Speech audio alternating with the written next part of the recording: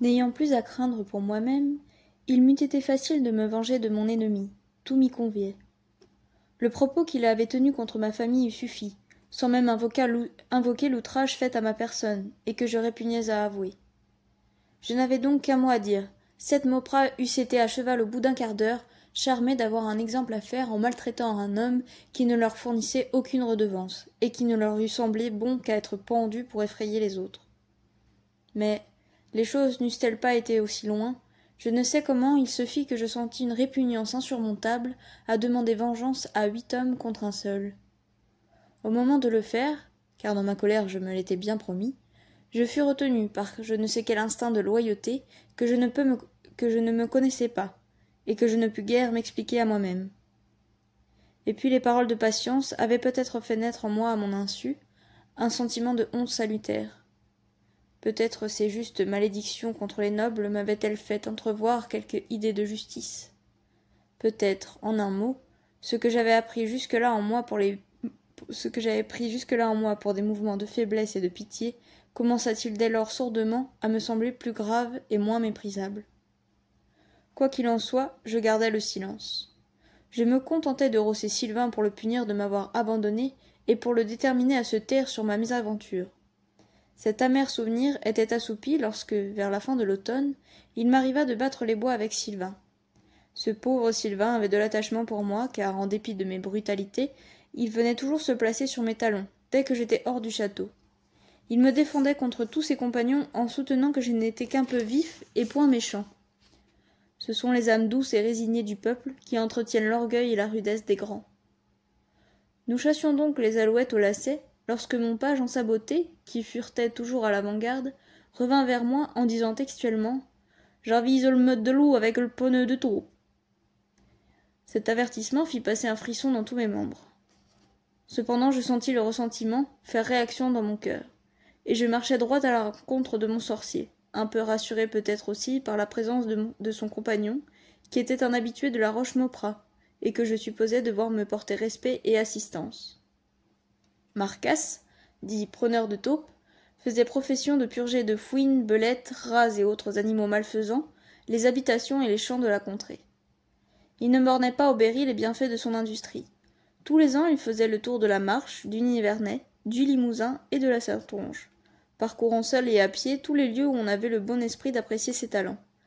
Bien reçu partout, au château comme à la chaumière, car c'était un métier qui se faisait avec succès et probité de père en fils dans sa famille, et que ses descendants font encore. Il avait un gîte et une besogne assurés pour tous les jours de l'année. Aussi régulier dans sa tournée que la terre dans sa rotation, on le voyait à époque fixe repaître dans les mêmes lieux où il avait passé l'année précédente, toujours accompagné du même chien et de la même longue épée. Ce personnage était aussi curieux et plus comique dans son genre que le sorcier Patience. C'était un homme bilieux et mélancolique, grand, sec, anguleux, plein de lenteur, de majesté et de réflexion dans toutes ses manières. Il aimait si peu à parler qu'il répondait à toutes les questions par monosyllabes.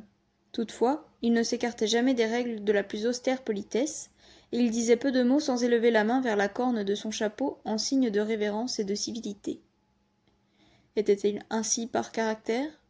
Ou bien dans son métier ambulant, la crainte de s'aliéner quelques-unes de ses nombreuses pratiques par des propos inconsidérés lui inspirait-elle cette sage réserve ?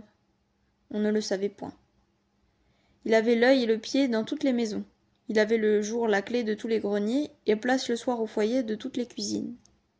Il savait tout, d'autant plus que son air rêveur et absorbé inspirait l'abandon en sa présence. Et pourtant jamais il ne lui était arrivé de rapporter dans une maison ce qui se passait dans une autre. Si vous voulez savoir comment ce caractère m'avait frappé, je vous dirai que j'avais été témoin des efforts de mes oncles et de mon grand-père pour le faire parler. Ils espéraient savoir de lui ce qui se passait au château de Sainte-Sévère, chez M. Hubert de Mauprat, l'objet de leur haine et de leur envie.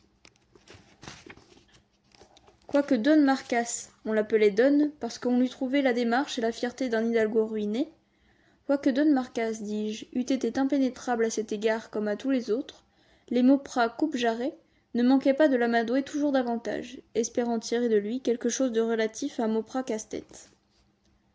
Nul ne pouvait donc savoir les sentiments de Marcasse sur quoi que ce soit. Le plus court eût été de supposer qu'il ne se donnait pas la peine d'en avoir aucun. Cependant, l'attrait que Patience semblait réprouver pour lui, jusqu'à l'accompagner durant plusieurs semaines dans ses voyages, donnait à penser qu'il y avait quelque sortilège dans son air mystérieux, et que ce n'était pas seulement la longueur de son épée et l'adresse de son chien qui faisaient si merveilleuse déconfiture de taupes et de belettes. On parlait tout bas d'herbes enchantées, au moyen desquelles il faisait sortir de leurs trous ces animaux méfiants pour les prendre au piège. Mais, comme on se trouvait bien de cette magie, on ne songeait pas à lui en faire un crime. Je ne sais si vous avez assisté à ce genre de chasse. Elle est curieuse, surtout dans les greniers à fourrage. L'homme et le chien grimpaient aux échelles, et courant sur les bois de charpente avec un aplomb et une agilité surprenante, le chien flairait les trous des murailles, faisant l'office de chat, se mettant à l'affût, et veillant en embuscade jusqu'à ce que le gibier se livre à la rapière du chasseur. Celui-ci lardant ses bottes de paille, et passant l'ennemi au fil de l'épée, tout cela accompli et dirigé avec gravité et importance par Don Marcas, était, je vous assure, aussi singulier que divertissant. Lorsque j'aperçus ce féal, je crus pouvoir braver le sorcier, et j'approchai hardiment. Sylvain me regardait avec admiration, et je remarquai que Patience lui-même ne s'attendait pas à autant d'audace. J'affectai d'aborder Marcas et de lui parler, afin de braver mon ennemi. Ce que voyant, il écarta doucement le preneur de taupes, et posant sa lourde main sur ma tête, il me dit fort tranquillement « Vous avez grandi depuis quelque temps, mon bon monsieur. » La rougeur me monta au visage, et reculant avec dédain. « Prenez garde à ce que vous faites, Manon, lui dis-je. Vous devriez vous rappeler que, si vous avez encore vos 2 oreilles, c'est à ma bonté que vous le devez. »« Mes 2 oreilles, dit Patience en riant avec amertume. Et faisant allusion au surnom de ma famille, il ajouta. Vous voulez dire mes 2 jarrets. Patience, patience. Un temps n'est peut-être pas loin où les manants ne couperont aux noms ni les jarrets ni les oreilles, mais la tête et la bourse. Taisez-vous, maître Patience, dit le preneur de taupes d'un ton solennel. Vous ne parlez pas en philosophe. Tu as raison, toi, répliqua le sorcier. Et au fait, je ne sais pas pourquoi je querelle ce petit gars. Il aurait dû me faire mettre en bouillie par ses oncles, car je l'ai fouetté l'été dernier, pour une sottise qu'il m'avait faite. Et je ne sais pas ce qui est arrivé dans la famille, mais les Mauprat ont perdu une belle occasion de faire du mal au prochain. Apprenez, paysan, lui dis-je, qu'un noble se venge toujours noblement.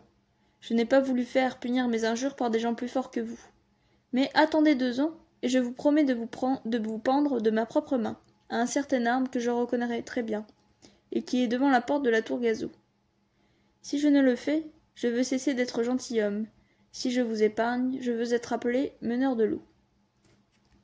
Patience sourit, et tout d'un coup, devenant sérieux, il attacha sur moi ce regard profond qui rendait sa physionomie si remarquable. Puis, se tournant vers le chasseur de belettes, « C'est singulier, dit-il. Il y a quelque chose dans cette race. Voyez le plus méchant noble. Il a encore plus de cœur dans certaines choses que le plus brave d'entre nous. Ah, c'est tout simple, ajouta-t-il en se parlant en lui-même. On les élève comme ça, et nous, on dit que nous naissons pour obéir. Patience. » Il garda un instant le silence, puis il sortit de sa rêverie pour me dire d'un ton de bonhomie un peu railleuse. « Vous voulez me pendre, monsieur Brin de Chaume ? Mangez donc beaucoup de soupe, car vous n'êtes pas encore assez haut pour atteindre à la branche qui me portera. Et jusque-là... Il passera peut-être sous le pont bien de l'eau, dont vous ne savez pas le goût. » Mal parlé, dit le preneur de taupes d'un air grave. Allons la paix. Monsieur Bernard, pardon, monsieur Patience. C'est un vieux fou, un fou. Non, non, dit Patience, je veux qu'il me pende. Il a raison, il me doit cela. Et au fait, cela arrivera peut-être plus vite que tout le reste. Ne vous dépêchez pas trop de grandir, monsieur, car moi je me dépêche de vieillir plus que je ne voudrais. Et puisque vous êtes si brave, vous ne voudrez pas attaquer un homme qui ne pourrait plus se défendre. Vous avez bien usé de votre force avec moi, m'écriai-je.